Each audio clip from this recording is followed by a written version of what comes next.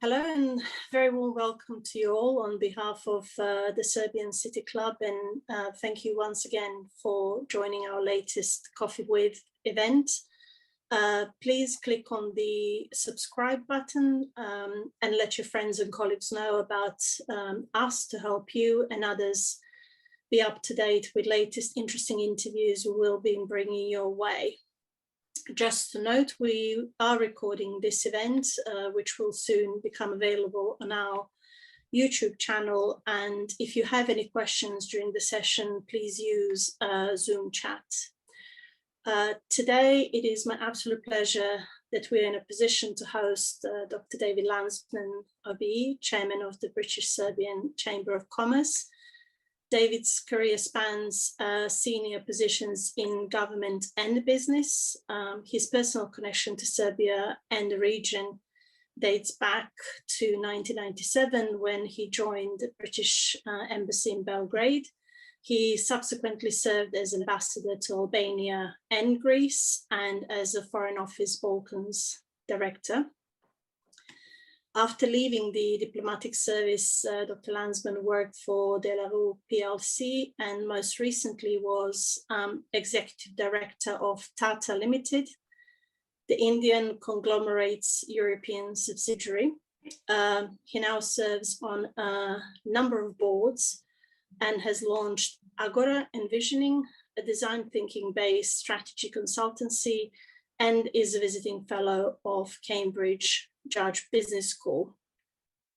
He was appointed the chairman of the British Serbian Chamber of Commerce in July 2019, which will be the focus of our discussion today. And incidentally, two of the Serbian City Club board members were the original chamber board members. So the link between two organizations is very strong and long-standing. Welcome, David, and thank you so very much for agreeing to be our guest today. Well, Natasha, thank you very much for that very generous introduction and your warm welcome. It's really nice to be with you, and it's really good to be able to talk, sadly, only virtually rather than in a room with some real coffee, or even this time of the evening, something stronger, with people who share my personal very strong interest in the relationship between Serbia and the UK. So I know it is sadly virtual, but I know that I'm among friends, and we share a very strong interest. So it's really nice to be here. Thank you for the invitation. You're most welcome. As mentioned, you were appointed the chairman of the British Serbian Chamber of Commerce in July 2019. In your opening remarks then, you mentioned that part of your plan was to grow the membership and make sure that the chamber would have something to offer to every company in Britain or Serbia that wanted to do business or could see those opportunities. What are the most distinct reflections on the last 2 years for you, and do you think you have reached your goals yet? Oh, one never reaches goals in business. One's always striving to something more. But I think we've had a good couple of years in the sense of moving in the right direction on the questions that you raise. Of course, a good couple of years would be a funny way to describe the last couple of years. And I know it's been a huge challenge for everybody in Serbia and Britain, all around the world. But I think we've got kind of two aims. I had two aims from the beginning. One is to make sure that the chamber was helping its existing members in Britain and in Serbia in any way that a chamber can do. Connections, networking, ideas, bringing people together, using our links with the chambers in Britain and in Serbia and with the governments to advance the interests of business. But I think also, as you say, a big aim was to grow the size of the chamber, not because you know, I'm not paid, I don't get a bonus for the number of members, but because growing the membership means that more British companies are interested in Serbia one way or another, more Serbian companies are interested in Britain. And I think in that respect, definitely not achieved our goals. We've got a long way to go. We will keep at it, but we have made some real progress. We've seen some real progress. We've seen British companies interested in Serbia, winning contracts in infrastructure, for example. We have seen Serbian companies coming to the UK, everyone from organic food to information technology. We've seen, I think, more parts of British business take an interest in Serbia and found something they weren't expecting to find, found new opportunities. And I think the other way around as well, Britain's never been the number one choice for Serbia. Serbia's never been the number one choice for Britain. But every time a new company from one country or the other sees new opportunities, we call that a success. Of course, I don't take the credit, and the Chamber doesn't take the credit for a company taking business decisions and taking risks and making a success of what it's doing. But I think we can be proud of the British Serbian business community that we work with. And I'm very optimistic that this is a growth trend and it's going to continue. During that time, you also noted the abundant opportunities for Chamber to work quite closely with partners across Southeast Europe, and for you to be the first port of call in a way for any business deals in that respect. Again, can you let us know how is that progressing? Yeah, I think it's a very important question. I think when you're talking about attracting interest from British companies, whether it's to export, to provide their services, to invest, whatever it might be, to partnering in infrastructure, for example, it's great when you can point to a market which is as large as possible. And clearly, Serbia is a gateway in many ways to a much larger regional market. And I think we have found a number of companies that are interested in the region. Again, infrastructure and energy, real estate strike you as obvious examples where Serbia can indeed be a gateway into the region. It helps also, and we might be coming to this, but it helps also in terms of our networks as a chamber at each end. Because I think one thing that, why do you have a bilateral chamber of commerce? Why the British Serbian Chamber? Well, I think one thing we can do is be a portal into the business community at each end. We have good links with the Serbian Chamber of Commerce. We have good links with the Vojvodina Chamber of Commerce, with the Development Agency of Serbia, where we are associate members, I forget the term, of the Foreign Investors Council. So that gives us a network which we can obviously use with for our British members to make introductions, to direct them to sources of information and so on and so forth. And then we can do the same in reverse. With the British, at the British end, we are overseas members, as I think it's called, international members of the British Chambers of Commerce. So a Serbian company that's interested in building links in the UK, we can connect them via the British Chambers of Commerce with companies that they can work with anywhere around the UK. And if you think about that, to the market in the UK, to a British company saying, look at this opportunity with Serbia. It's an access point for you to a much bigger market in the wider region. That's much more attractive. Everybody in business will know you're interested in the size of the available market, whatever you're doing. So I think it is important to us. We are the British Serbian Chamber of Commerce. We don't. We're not seeking to set up branches or relationships formalized. We've worked very closely with British Croatian Chamber of Commerce, British Romanian Chamber. We will work with all our neighbours and partners, but where a British company can work with a Serbian company and build links around the region, that's great for everyone. And just building on that, and you have rightly mentioned it for obvious reasons, British market isn't as of a great interest to Serbia and vice versa, not because they wouldn't be interested, but because of the scale and previous relationships and kind of stakeholder relationships that are built over the years with other countries, which is more understandable. But how would you promote Serbian market to potential British investors, and what will be the key areas you see as biggest opportunities? What I mean is, can you indicate what would be the main reasons that you would kind of give your members as an attraction of doing business in Serbia, and what is actually that attracts them to that market? Yeah, I think when I say that neither Serbia is the UK's largest market or the greatest interest, and vice versa, I think a lot of that is, I mean, a lot of good historical reasons and whatever, but I think there is no good reason why those market opportunities can't grow. And when I talk to a British company, I'll say, you don't have to believe me, you don't have to believe the Chamber, you know we're biased, of course we are. But just look at the number of Italian companies and German companies and Austrian companies and Chinese companies and all sorts of companies, Japanese companies who are operating in Serbia. They see something there. Just because there aren't so many British ones, that doesn't mean there isn't huge potential. And I think there are a lot of areas. I mean, Serbia's location, for a start, in Europe is a strong one. Its trade agreements, I'm sure we'll come to the recent agreement with the UK, but Serbia's got agreements with the European Union, with Russia and the neighboring states, with Turkey and so on. That provides some really interesting opportunities to operate in Serbia, even to manufacture in Serbia. We've been talking to some manufacturers recently who are exploring quite seriously the opportunity of setting up in Serbia.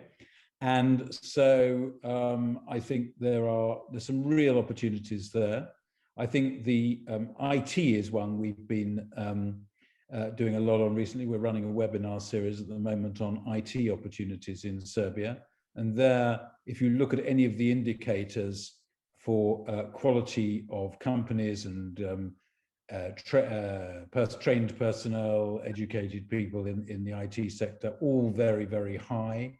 In terms of software exports and so on, the numbers are very, very high. Talent in gaming, talent in blockchain, all sorts of areas.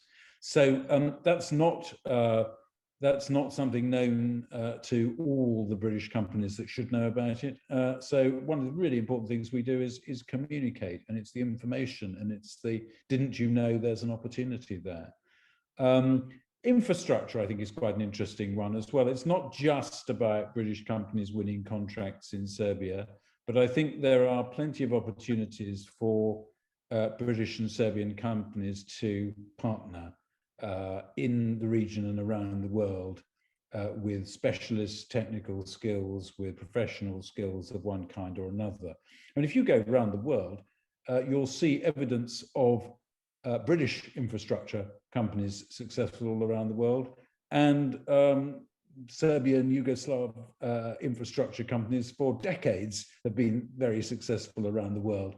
And there are still on both sides the skills to lead to effective partnerships. So I think this is a great, for me, I think it's a great opportunity and a great relationship to be part of from the business point of view, because the potential for growth is there. We know the potential hasn't been realized yet. There are some great examples of businesses operating, of course, but there's so much more we can do. And perhaps I will take the opportunity, since I'm talking to the SEC, and I know you have members in all sorts of professional positions in the UK, and we may have some people listening from around the world as well.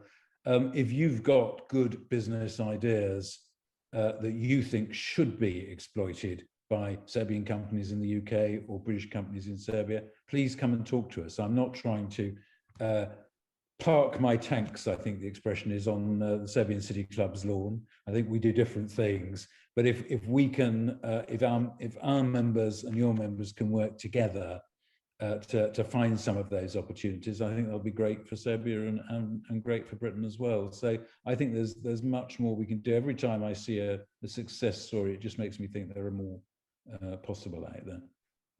Absolutely, and it is a great plug. We have spoken about it before, that in a way you kind of work with companies and we work with people, and if we can bring these two together, it could be just a brilliant synergy going forward. So absolutely, we will advertise as much as possible and kind of share the word, and hopefully this video will help in that respect as well, to attract some more interest from people who may not be aware of all the work that you are doing quite successfully, and not just you, but all of your colleagues within the chamber. But just linking to the previous question, I kind of want to flip the coin now and ask about how would you promote British market to potential Serbian investors?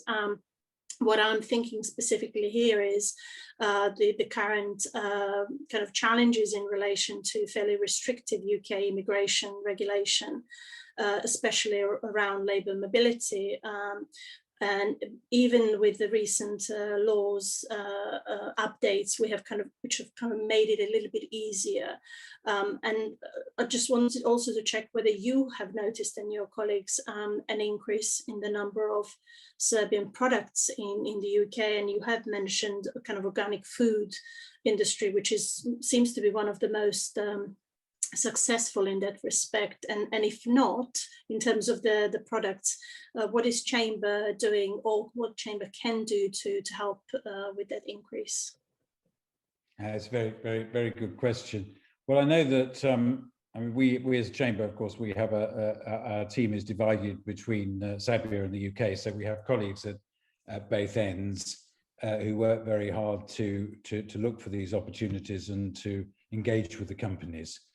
And my sense is, yes, there are opportunities now for Serbian companies to invest in the UK. That's some really exciting ones. IT is an obvious area where there is direct Serbian investment.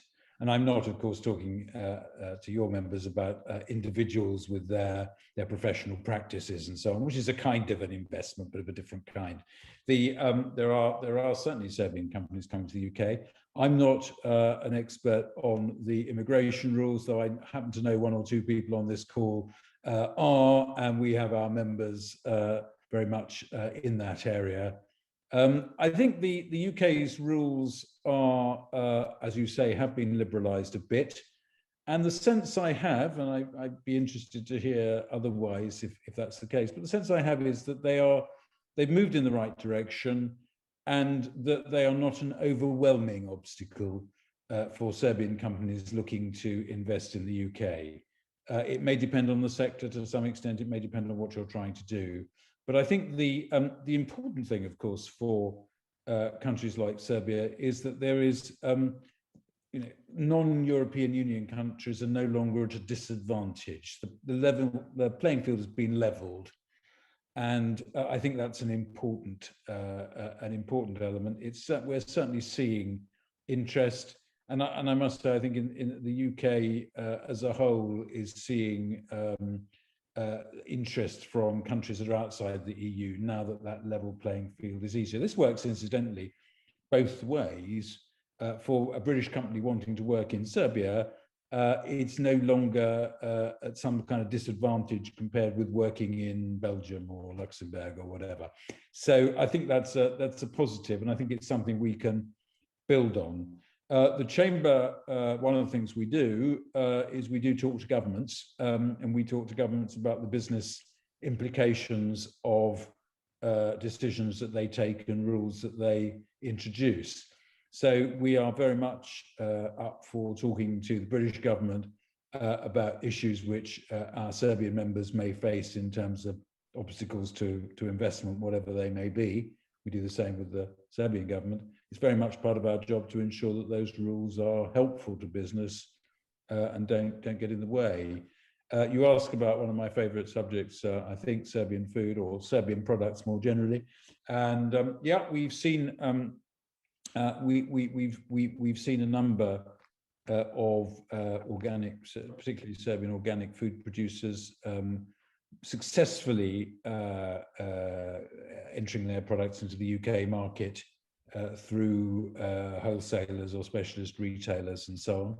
And it's something the Chamber is very, very interested in supporting, and we have a partnership with a company that helps promote Serbian, or helps us promote Serbian products in the UK. The last time we were able to do so, we very much enjoyed supporting the Serbian physical presence at the Specialty Food Fair in Olympia a couple of years ago. We will be very enthusiastic to do that kind of thing again as soon as we can. I think there are opportunities there. Serbia's got a strong performance in organic foods, and that's something, of course, which you and your members in the UK will know there's a big demand for these days in the UK. I think the UK's regulations in this area will continue to be favourable and possibly become a bit more favourable. So I think that's a good thing. We would love to help Serbian companies wanting to export not just foodstuffs but anything else. We are very much a bilateral two-way chamber. So Serbian exports to the UK, British exports to Serbia, we're equally interested in both. And I would be delighted to see some more Serbian food in London, I must say. Yes, and I think you've already mentioned it would be really good going forward to be able to do things that we couldn't do because of the pandemic. So it's very hard not to mention the impact the pandemic actually had, and in a certain way still having on the world. In your opinion, what consequences, especially in the business world, you would envisage, and how has that shaped or is shaping your view of what Chamber's mission and vision should be in this, we can call it post-pandemic world? Yeah, I mean, one mustn't, one must start by recognizing what huge costs there has been in the pandemic, human cost and economic cost, and to look for the future is great, but one must recognize that huge harm that's been done on the way there. I think, I guess it's worth also just noting that if you're looking at the efficiency and effectiveness of vaccine programs, it's the UK and Serbia which have been at the top of the list in Europe now for quite a long time. So that's a positive story, I think, for both of our countries, and with luck means that we will both emerge fairly soon from the worst of the pandemic and be able to get back to business as normal. Well, I think shocks always have an impact, and business is always looking for opportunities to take advantage of change. And I think one of the things the pandemic will undoubtedly do is to make people think again about the business they've been doing and see what new opportunities are there. And I think it's only right that we should do what we're doing anyway, but is help people look at new opportunities that come up. So I think it's quite likely there'll be a lot of companies on both sides, both countries, who are thinking, what should I do differently? Are there new opportunities for me? Are there new markets? And I think it's right for us to be there with our team in Serbia, talking to Serbian companies, and our team in the UK talking to UK companies, and look at the new opportunities you might not have thought about. So I think that sense, any good business will look around at the changing situation and look for new opportunities. And I think we can do that. And I think we should be active in doing so. For us as a chamber, well, I think we're in the same sort of position as you are, actually. I mean, in some ways we've benefited from the dominance in the world of Zoom. We are undoubtedly, I'm sure I'm speaking this evening to a few people who wouldn't have managed to make it to wherever in London you'd have chosen to hold this event in the past. So that's good. And we in the Chamber have done that with, for example, our webinar series on IT, which we've been doing recently. We've been involved in a few conferences which we wouldn't otherwise have done. And that's good. You get a wider audience. I like that. I think it's a good thing to do. I think we do need to remember the value in business of face-to-face meetings. I must say, I've had a few face-to-face meetings over the last few days in London, and one can already feel the difference. So I think we need to do both. But I think the pandemic, like any economic shock, like the financial crisis, like all the others, gives you a chance to reflect on what you're doing and do something different. And we would like to say to companies in both countries, look at the UK, look at Serbia, see what the opportunities are. So while absolutely recognizing the human cost of COVID.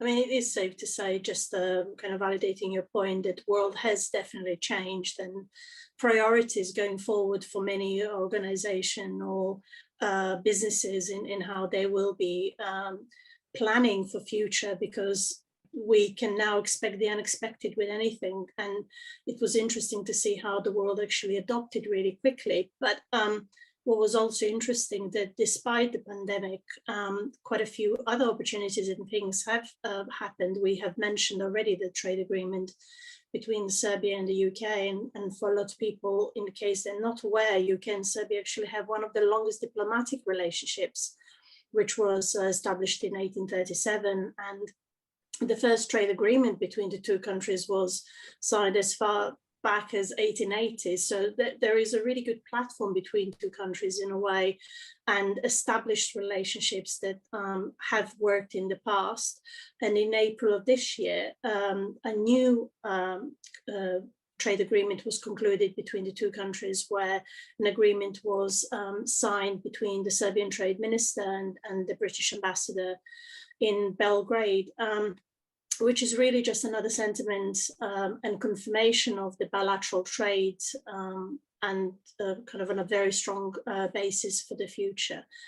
My understanding also is that agreement will actually remove some of the complications that were there in the past, which will help Serbian but also UK exporters in kind of bringing immediate benefits to their consumers, companies and employees.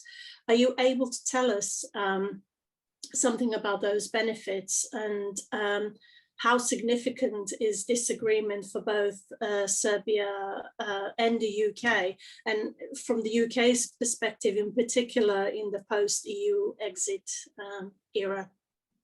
Yes, well, we were talking a bit about shocks to the economic system, and clearly Brexit is a big change, which itself causes people to think again about how they do business and to look for new opportunities.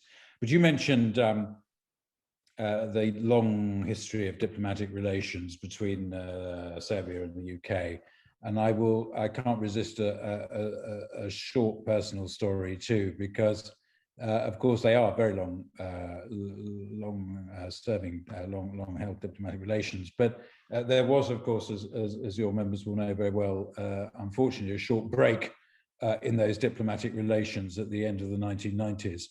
But I had the great honor and privilege on the 17th of November 2000 to be the British representative who exchanged notes with the then Yugoslav Serbian foreign minister on the restoration of those diplomatic relations. So I think it was a historic moment, and it's very much in my personal album, as it were, as a very important and very good day. But let's talk about a more recent agreement, the continuation trade agreement. I think this is really important. I mean, first of all, of course, the agreement was necessary to be done after the UK left the EU, because previously the trade relationship between us had been managed between the UK and Serbia via the EU. So we needed the continuity trade agreement in order to put things back where they had been before. And our members and a number of companies from Serbia and the UK were experiencing some serious difficulties at the beginning of the year because that agreement wasn't in place. Now it has been signed, and it's due to be implemented fully very soon. What the agreement does is very largely, a few little details, but very largely restore the privileged trade relationship that existed between the UK and Serbia before Brexit, before the UK left the EU at the beginning of the year. So that is important. It's important, obviously, for Serbian companies exporting to the UK, and we were very much in touch with our members in the first part of the year who were having difficulties and were subject to tariffs for exporting to the UK. So all that will go, and they'll be able to go back to trading in the way that they were before. The same obviously goes for British companies exporting to Serbia and Serbian companies representing those British exporters in Serbia. And in both directions, that will be a huge relief. I think the benefits go further than that. We've talked, for example, to Serbian, as a British manufacturers looking at investing in Serbia. They were put their plans on hold while that negotiation was being done, and while it was uncertain as to when that would be agreed. But now I hope very much those plans will be reactivated, because there is no reason in terms of the trade agreement why they shouldn't be. Of course, the continuity trade agreement and the previous agreement via the EU essentially covers goods. It doesn't cover a lot of the business that some of our members and some other companies will be doing between the UK and Serbia. But even so, when you take that trade agreement, the double tax agreement, the investment treaty, and so on and so forth, there's quite a body there of support in the system for trade and investment between our two countries. I think the fact that Britain and Serbia have done that deal means that the governments are very keen to promote trade between us. I think that it means that there is potential over time for us to build on those agreements to do more and to make trade and investment easier. We as a chamber will very gladly pick up the interests and requests of our members to talk to both governments about how that agreement can be built on over time. Of course, for the UK, it's not just one agreement, it's tens, and I think we're up to 60 something by now of agreements that the UK has been able to sign since Brexit. So it's got quite a big agenda there. But I think we're in a good place between our two countries now to build on those agreements further, to build on the goodwill between the two countries. And as I hope very much business between us increases further, and I see some evidence of that from our members, when that happens, there'll be all the more reason for both governments to agree further steps to strengthen that relationship even further. So I think it's been it's a good step in itself. It takes us more or less back to where we were before Brexit, and that's very important that should happen. But I think as a sign of what can be done in the future, it's more important than that still. And also just to note, probably as another significant step that was made was, and kind of showing how serious the UK was in relation to trade agreement with Serbia, was the visit by Graham Stewart, MP, Minister for Exports, who visited Serbia in April, just prior to the signing of the deal, which was very encouraging and well covered by media in Serbia for the right reasons as well. But during his visit, he has discussed UK-Serbian commercial relations and particular opportunities in Serbia and the Western Balkans for the UK exporters, and potential for Serbian companies to invest in the UK as well. I'm aware that the British Serbia Chamber of Commerce had the chance to discuss current commercial priorities of the UK government with him, but also with the Department for International Trade.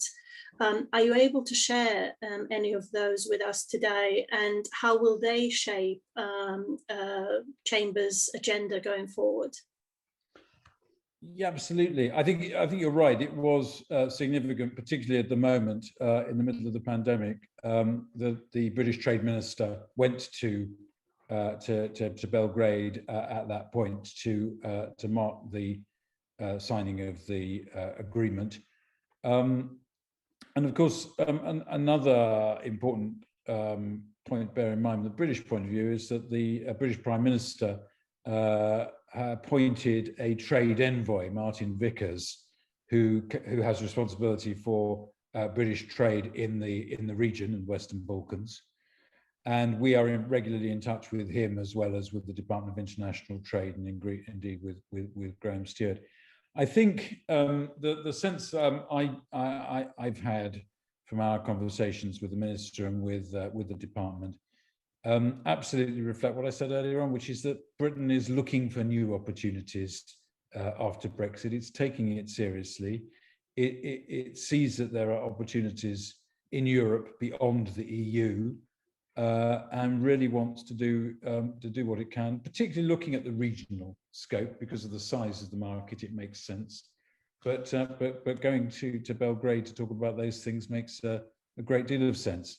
And I think there are a number of areas that certainly the Minister and the Department of International Trade are focusing on, where kind of British economic priorities, Serbian priorities, and the opportunities for trade coincide. And I would mention perhaps the COP26 in November, and the opportunities in renewables. Serbia is taking renewables very seriously. The UK is.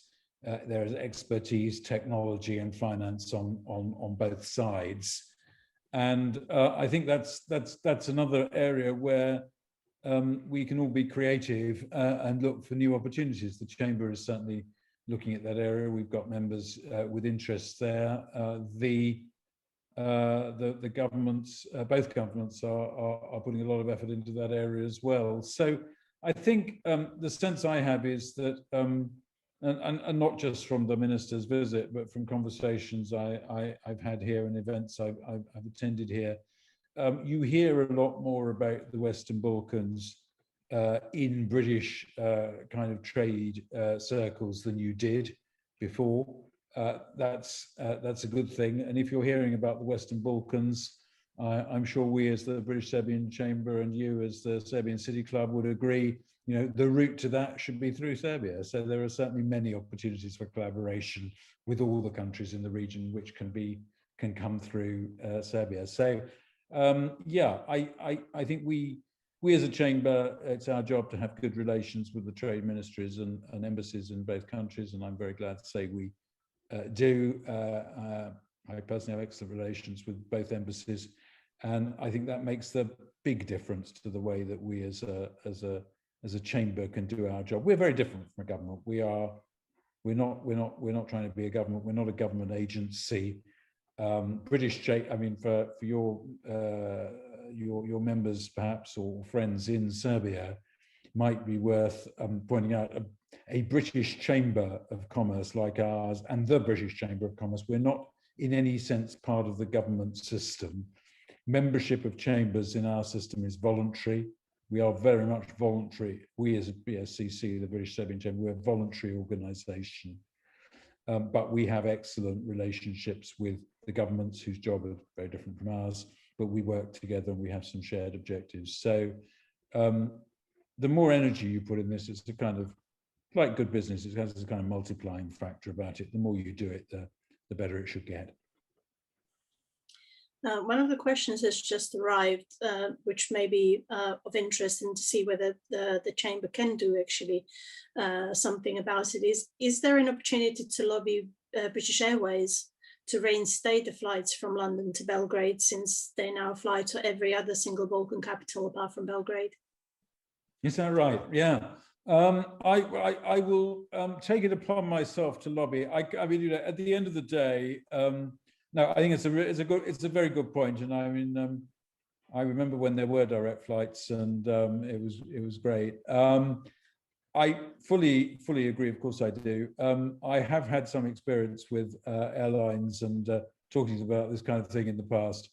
And as your members who are in business will know very well, business decisions are business decisions. What we can certainly do, and I'm very happy to do it, is to point out to them the business interest that is now there, the uptick in business interest, the trade agreement and what we can expect from that, and so on. I think it's a good idea. I'm very much hoping, it's not a subsector we've talked about yet, but I very much hope that after the pandemic, clearly, Serbian tourism can be a sector we can do more with. We've talked to a number of people in that business very much so in the past. Ordinary tourism of all kinds, health tourism, environmental tourism, lots of opportunities there that I know are very, very attractive. And I hope we can do that. Now, of course, if we can make some progress in that area, the case that we're putting to British Airways, which I'd be delighted to do, will be a stronger one. And at the end of the day, as your members will know, business decisions are taken on the basis of a business case. But I hope we can strengthen that business case. So all your members can also write in and tell British Airways just how often you'd like to be able to travel to and from Serbia. Then I'm sure that will make a difference too. Yeah, and just talking about all of these opportunities is really good to hear that there is quite a lot of ground and areas to be proud of in terms of what we can achieve and the kind of opportunities that are there for taking. But we also need to have a look at the challenges that exist. And you have mentioned tourism now, but one of the biggest challenges in that is the Serbian infrastructure, which is not necessarily up to scratch in terms of some of the roads and accesses to areas which could really benefit from influx of tourists from other countries. But I guess it would be really interesting to hear from your point of view how Serbia's political climate, and I'm thinking specifically about judiciary and legislation, is perceived by British investors, and whether they have faith in political stability in the long run. And how do you think that Serbia fares in that respect in comparison to its EU and non-EU neighbors?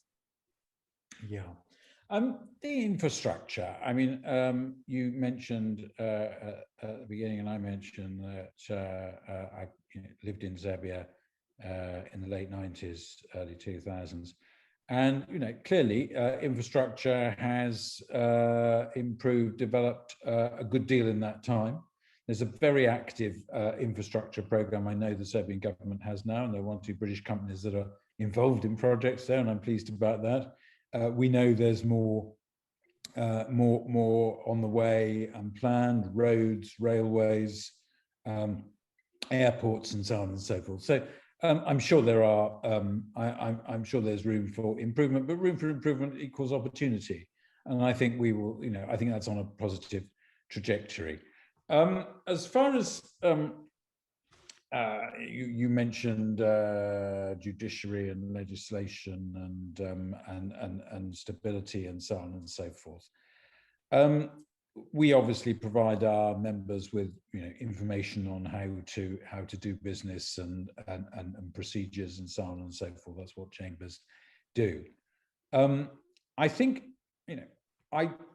no secret, I've had British companies come to us saying, is it, how can we do business in Serbia? Is it difficult?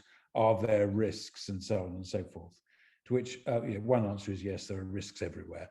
There are always risks. What I would say, talking to some of the large British companies, multinationals, others that operate in Serbia, of course, one sees that you need to know, the rules and how you carry on, but it is perfectly possible, and this is what I would say to any company that come to ask my view, it is perfectly possible for a multinational, a large British company, whoever it might be, to do business in Serbia in a way which is consistent with their legal obligations and their principles and their values and all of the rest of it. And it is, we have plenty of evidence of that, because if you look around, there are a good number of such large British companies operating in Serbia, and they would not be doing so if they could not do so in a way that was satisfactory to their shareholders and to their boards and their management. So I think you know, Britain, I don't speak for the British government anymore. I don't get paid by the British government, but you know, the British government, I know, still supports Serbia's ambitions to join the European Union, and there's all sorts of reforms and programs that are part of that process. I used to talk endlessly about them when I was a diplomat. I don't anymore. But I think what we would say is that it's always, you know, the more transparent, the more stable the regulatory system and so on and so forth is, the better. As I say, we, of course, we hear observations from our members, as anyone would anywhere in the world, about their business and what could be done to improve it.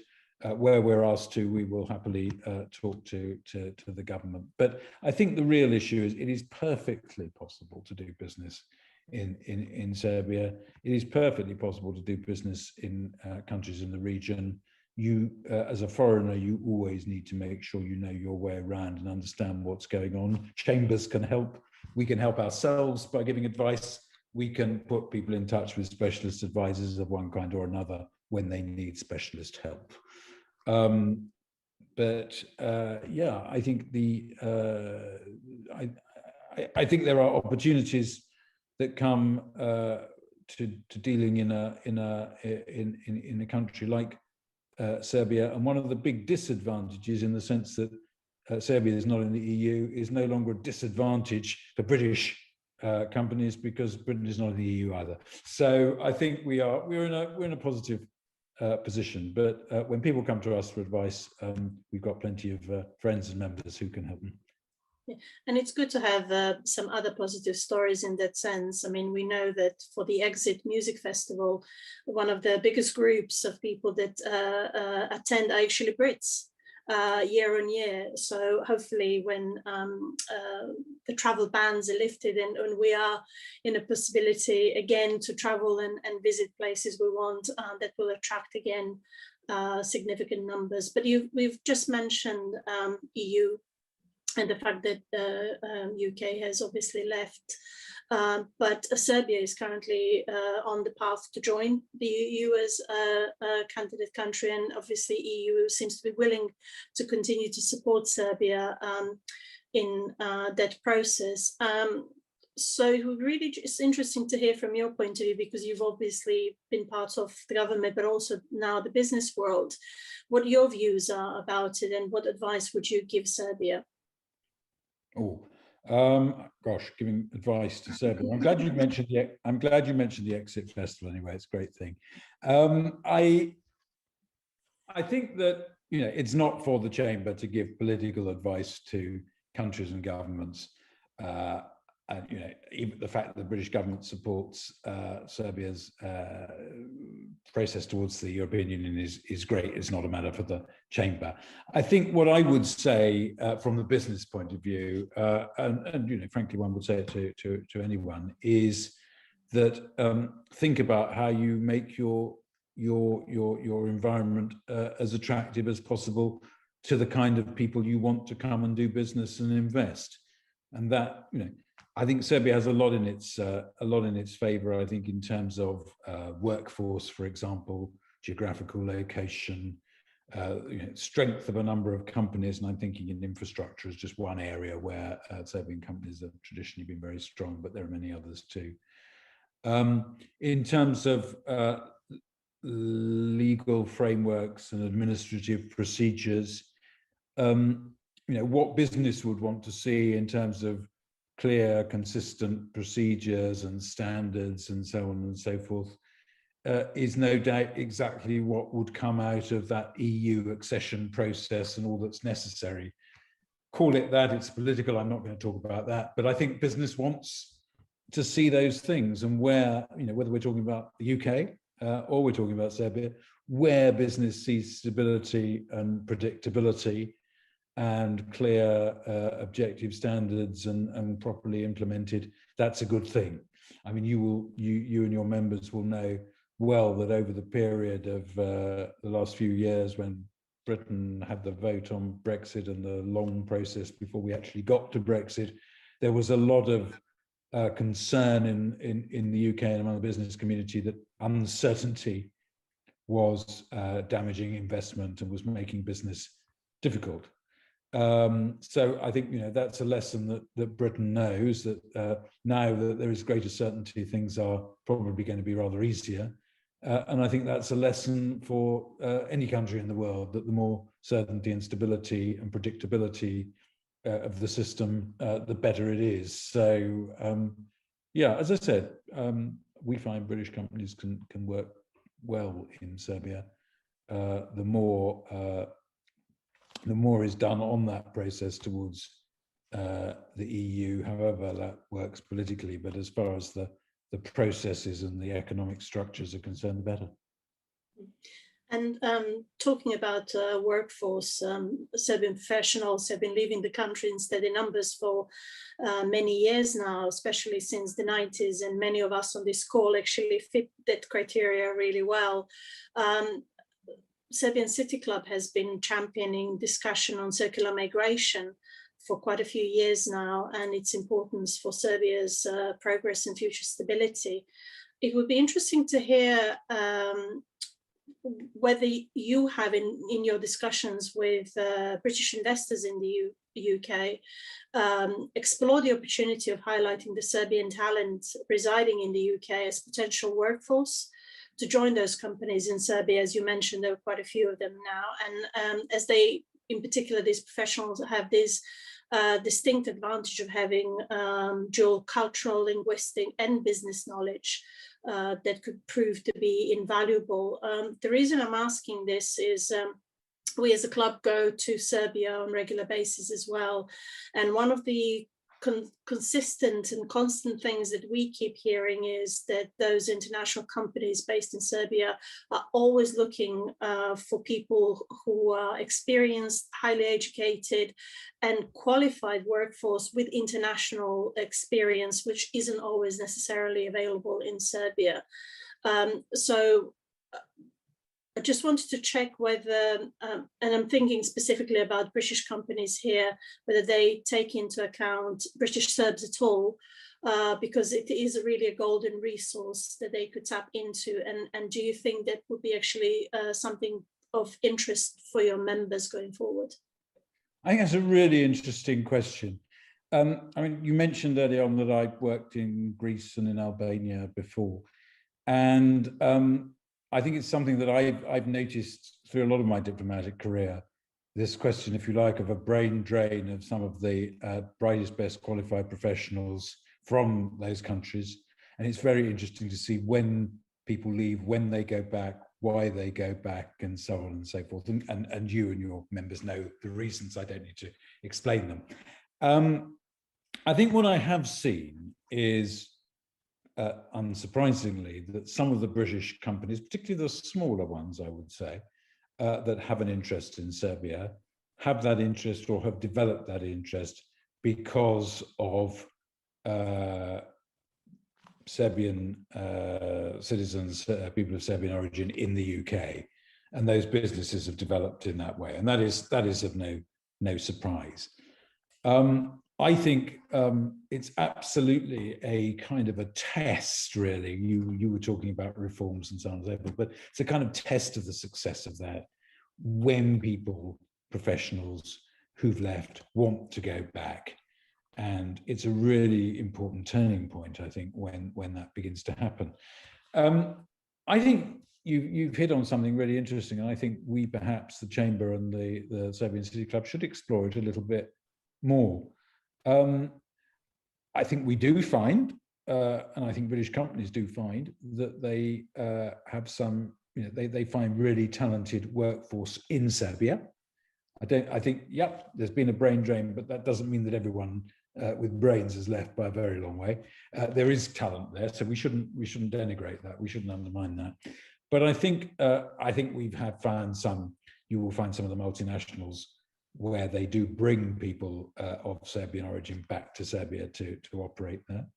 But I think there is potential for Serbian professionals that are members of the Serbian City Club, and for companies who are members of the Chamber, to work together to see whether some of those opportunities can't be multiplied for both sides. I think I would see it as a huge success story to see half of your membership decide to go back to Serbia because there's great opportunities for them to work there. I've seen a little bit, I'm less experienced in quite what the situation in Serbia on this is now, but I certainly saw when I was ambassador in Greece, some Greek professionals who worked in London for a long time going back to do particular things, and that was very encouraging, I think, in terms of Greece. So I think this is something we should work on, because, and I would like to take the opportunity to appeal to your members. If you've got good ideas, please come and share them. We won't go and copy them and run away with them, but we'd love to come and work with you on these things. So I think if it creates more business opportunities between the two countries, it's worth doing. And just to kind of make a point on what you've said about our membership, I think about a quarter of our members have actually returned to Serbia. So we do have a strong base there already. And when we talk about returning to Serbia, this isn't just about somebody moving completely. There is a lot of sharing of ideas and experiences where people either go for a shorter period of time or even just sharing those through different channels. But I completely agree with you, and we shouldn't undermine that Serbia also has absolute plethora of talent there as well. And what is maybe missing where we could work together is how do we exchange those experiences where that may be lacking in Serbia, not because they are not good at it, it's just that they have not experienced working in multinationals outside of Serbia. So how do we kind of bridge that? And it's something that we would very much welcome in discussing with you in future. But just looking ahead, it would be interesting to see what do you see as the main areas of collaboration, and is there anything more we could do to make a great progress in the relationship between the two countries? I think there's I think there's potential, because as I think both in the business world, as I said earlier on, I don't think we are we're not the closest partner either way round. Britain doesn't necessarily look to the region and to Serbia as much as it should. Serbia has probably closer relations in many ways with Germany, Italy, wherever it might be. And I think there's much more we can do there. And I think the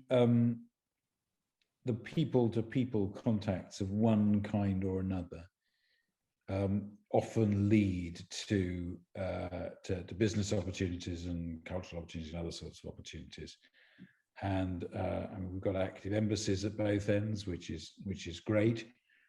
Chamber, the Serbian City Club, I know there are one or two other groups. I think the more that we can kind of work together and just raise the profile a bit more, I think that's a good thing to be doing.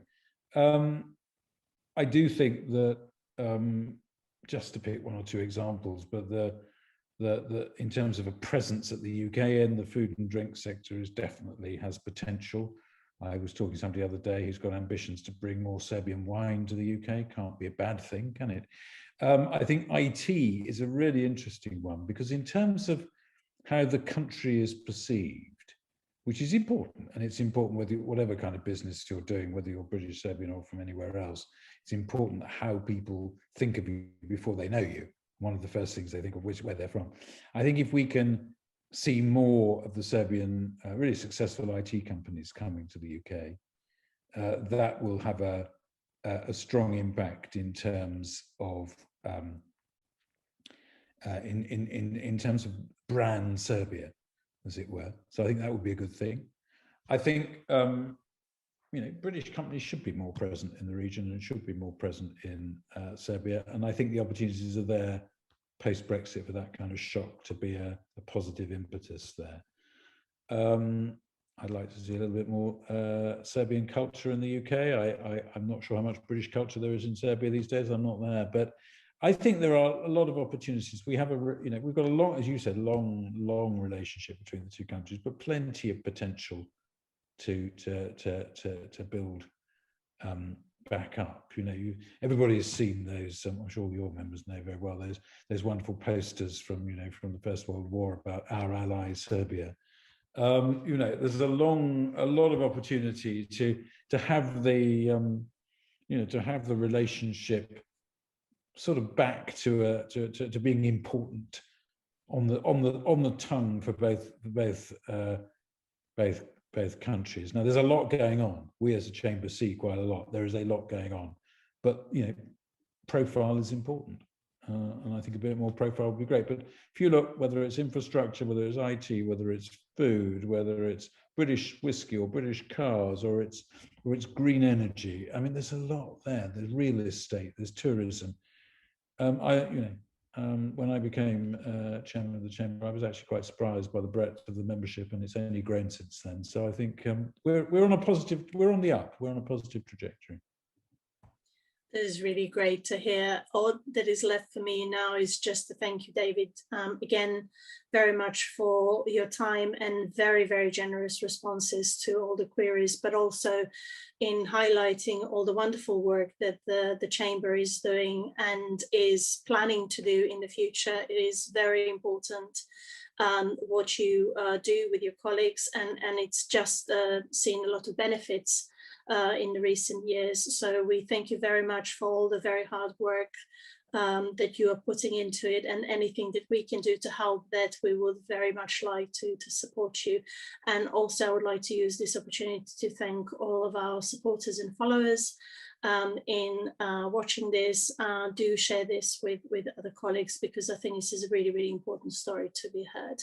Thank you all, and have a good evening. Thank you very much. And can I just thank our team at the Chamber of Commerce, because the great thing about being chairman is you get congratulated for everything that everybody else does. So a huge thanks to our team, both in Belgrade and in London. Thank you to the Serbian City Club. And I hope this is an opportunity for us to rekindle a relationship and to work more closely together in the future.